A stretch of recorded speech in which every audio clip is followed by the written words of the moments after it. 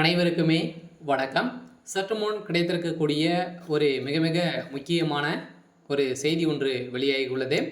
சற்று முன் கூண்டோடு கைதாகும் கோபாலபுரம், கதரும் முதல்வர் ஸ்டாலின். இது மாதிரி பார்த்தீங்கன்னா செய்திகள் வெளியாயிருக்கு.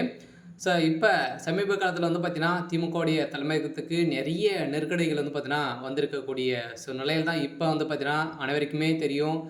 வரலாற்றிலேயே முதல் முறையாக டாஸ்மாக் கூடிய நிறுவனத்தில் ரைடுகள் தொடர்ந்து 3 நாட்களாகவே நடந்தது இல்லையா. டாஸ்மாக் கூடிய நிறுவனம், அதே மாதிரி டாஸ்மாக் கூடிய ஆலைகள், டாஸ்மாக் கூடிய கடைகள், அதே மாதிரி இதில் ஒப்பந்ததாரர்கள் அனைவருடைய செந்தில் பாலாஜியுடைய நண்பர்கள் வீட்டிலும் ஓரளவே ஒரு 20க்கும் மேற்பட்ட வீட்டில் பார்த்தீங்கன்னா அதிரடியாக ரைடுகள் நடந்தது. அதே மாதிரி செந்தில் பாலாஜிக்கு சம்மந்தப்பட்ட அலுவலர்களும் ரைடுகள் நடந்தது.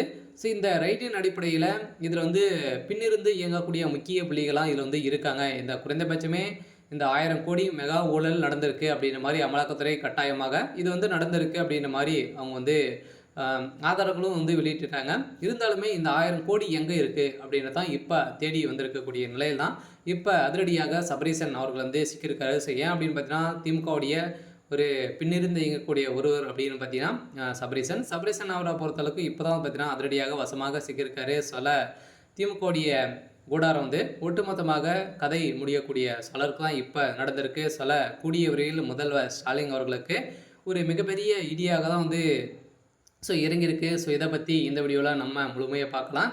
அதுக்கு முன்னாடி நம்ம சேனலுக்கு இப்போ தான் நீங்கள் முதல் முறையாக வந்திருக்கீங்க அப்படின்னா மறக்காமல் நம்மளுடைய சேனலை சப்ஸ்கிரைப் பண்ணி சப்போர்ட் பண்ணுங்கள்.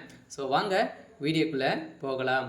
பார்த்தீங்கன்னா நம்ம எதிர்பார்த்த மாதிரி பார்த்தீங்கன்னா டாஸ்மாக் கூடிய நிறுவனத்தில் வரலாற்றிலே முதல் முறையாக ஒரு நாட்டில் ஊழல் நடந்திருக்கு அப்படின்னு பார்த்தீங்கன்னா தமிழ்நாட்டில். இந்த நாட்டில் பார்த்தீங்கன்னா அதிரடியாக எக்கச்சக்கமான ஊழல், மெகா ஊழல் பார்த்தீங்கன்னா வருகின்ற சட்டமன்ற தேர்தலுக்காகவே திமுக சார்ந்த அமைச்சர்கள் அனைவருமே பார்த்தீங்கன்னா இப்போ ஊழல்வாதியாக பார்க்கப்பட்ட ஒரே ஒரு அமைச்சர் அப்படின்னு பார்த்தீங்கன்னா செந்தில் பாலாஜி அவர்கள் பார்த்தீங்கன்னா அவர்கள் கொடுத்த வாக்குமூலத்தின் அடிப்படையிலும் அங்கு ரைட்டின் அடிப்படையில் சிக்கிய ஆதாரத்தின் அடிப்படையில் இப்போ கோபாலபுரத்தை கூண்டோடு சிக்க போகிறாங்க அப்படின்ற மாதிரி தான் இப்போ தகவல் வெளியே இருக்கக்கூடிய நிலையில் தான் இந்த 1000 கோடி மெகா ஊழல் பார்த்தீங்கன்னா முதல்வர் ஸ்டாலினுடைய ரகசிய அக்கௌண்ட்டுக்கு தான் போயிருக்கு.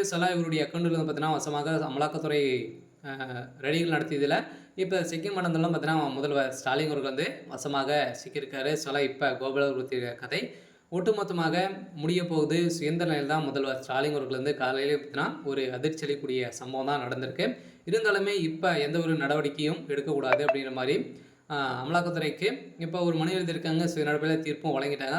25க்கு மேலே கன்ஃபார்மாக திமுகவுடைய கூடாரம் அழிகிறதுக்கான அனைத்து ஏற்பாடுகளுமே நடந்திருக்கு. சரி, ஓகே. இன்னைக்கான அப்டேட் பார்த்தீங்கன்னா இதுதான். மறக்காமல் நம்மளுடைய சேனலை சப்ஸ்கிரைப் பண்ணி சப்போர்ட் பண்ணுங்கள். தேங்க்யூ.